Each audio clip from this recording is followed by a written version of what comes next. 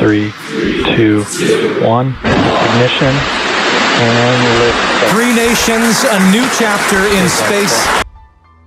দীর্ঘ ৪১ বছর পর ভারত আবারও কোনো নভোচারীকে মহাকাশে পাঠাতে সক্ষম হয়েছে। অ্যাক্সিওম-৪ মিশনের সফল উৎক্ষেপণের পর উল্লসিত ভারতীয়রা এখন নতুন করে মহাকাশ জয়ের স্বপ্ন দেখছে।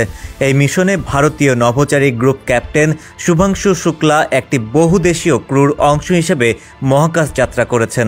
তিনি এখন মহাকাশে পা রাখা দ্বিতীয় ভারতীয়।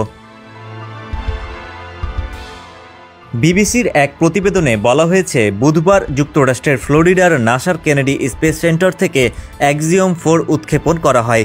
মহাকাশযানটি প্রায় ২৬ ঘন্টার মধ্যে আন্তর্জাতিক মহাকাশ স্টেশনে ডক করবে।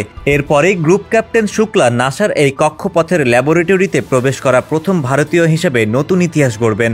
এর আগে ১৯৮৪ সালে নভোচারী রাকেশ শর্মা রাশিয়ান সৌজ মহাকাশযানে প্রথম ভারতীয় হিসেবে মহাকাশে গিয়েছিলেন। অ্যাক্সিওম-৪ মিশনটির নেতৃত্ব দিচ্ছেন নাসার সাবেক নভোচারী পেগি হুইটসন। তিনি দুইবার আইএসএস-এর কমান্ডার হিসেবে দায়িত্ব পালন করেছেন এবং মহাকাশে ৬৭৫ দিনের বেশি সময় কাটিয়েছেন। ৪ সদস্যের এ দলে শুভাংশু শুক্লা ছাড়া রয়েছেন পোল্যান্ডের স্লাওজ উজনাংসি ভিসনিউজিস্কি এবং হাঙ্গেরির টিবোর কাপু। ৪ দশকের বেশি সময় পর এই দুই দেশও তাদের নভোচারীদের মহাকাশে পাঠাচ্ছে। উৎক্ষেপণের কয়েক মিনিটের মধ্যেই গ্রুপ ক্যাপ্টেন শুভাংশু শুক্লা ভারতের জন্য একটি বার্তা পাঠান।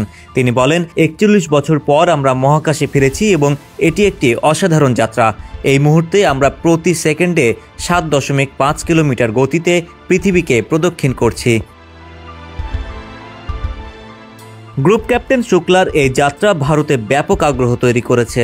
ইসরো জানিয়েছে, আইএসএস-এ তার অর্জিত অভিজ্ঞতা ভারতের মহাকাশ কর্মসূচিতে ব্যাপক সহায়তা করবে। ৩৯ বছর বয়সী এই নভোচারী গত বছর ভারতের প্রথম মানব মহাকাশ ফ্লাইটের জন্য নির্বাচিত ৪ জন ভারতীয় বিমান বাহিনীর কর্মকর্তার মধ্যে ছিলেন, যা ২০২৭ সালে নির্ধারিত হয়েছে।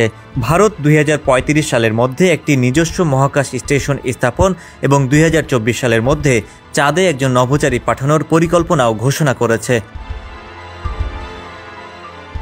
৪ সদস্যের এই ক্রু মহাকাশে ৬০টি বৈজ্ঞানিক পরীক্ষা পরিচালনা করবে, যার মধ্যে ৭টি ভারতের নিজস্ব।